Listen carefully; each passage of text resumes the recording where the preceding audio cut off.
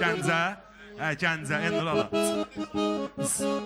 Benim, gəlin, oturmayın. Elmir, axşamınız xeyir olsun. Qüdrət əmi, gözünüz aydın olsun. Təbrik eyli. Allah böyükləri var eləsin.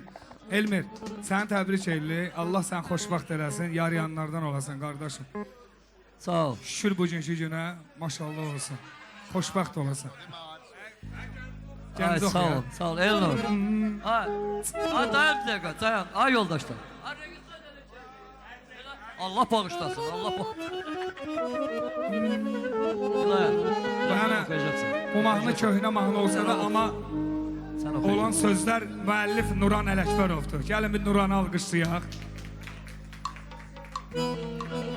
Hay qarasıları bağmanı, Pasyoluka Gülüstanı, ümumiyyətlə hər yanı, ağalı yadıma salasıyım. Qarasıları bağmanı, Pasyoluka Gülüstanı, ümumiyyətlə hər yanı, ağalı yadıma salasıyım.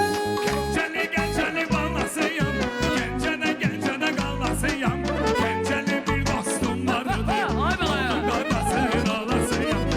Gəncəli balasıyım, gəncədə qalasıyım, gəncəli bir dostum vardı, onun qarasını alasıyım.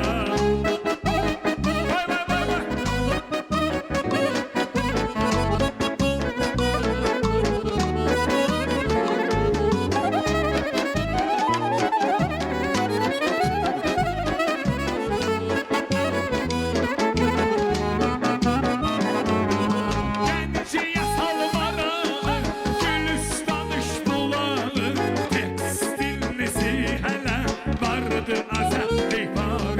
Gəncəyə salmarağı, Gülüstanış bulağı, tekstilnisi hələ vardı azəbli bağı.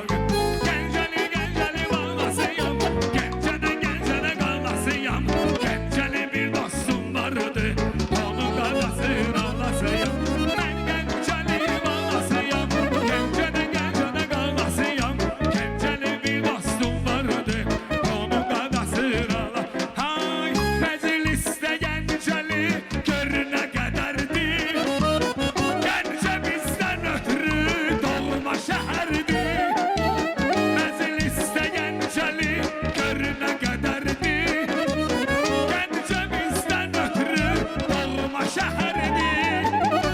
Gəncəli olmağın özü bir hünərdir, Gəncədir məskənimiz, Gəncəli balasıyam. Gəncəli olmağın özü bir hünərdir, Gəncədir məskənimiz, Gəncəli balasıyam. Ha, Gəncəli balasıyam, Gəncəli balasıyam, Gəncədə doğulmuşam, Gəncədə qalasın. Bir köhnə Bakı, həqiqi.